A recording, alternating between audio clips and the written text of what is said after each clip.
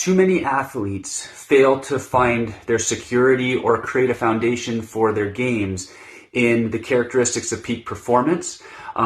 Instead, they try to find their security in outcomes. They try to find security in what somebody thinks of them, in terms of whether or not they won, in terms of whether or not their coach is approving of their play, in regards to whether or not they get the outcome that they want, and whether or not they're growing in their games and in their performance. These are the things that they try to create a foundation out of. But you can see this is pretty shallow. It's not a lot of depth to it.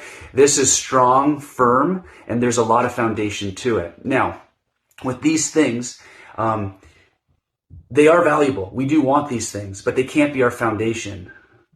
They need to sit on top of the foundation of the characteristics of peak performance, because we can choose these things. Therefore, there's greater security in them. We can grow in these things regardless of what the results end up being.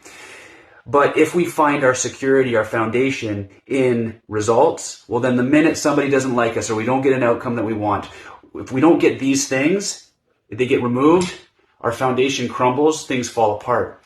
But here, there's always security, because even if we don't get an outcome that we want, we can engage with that outcome in these ways.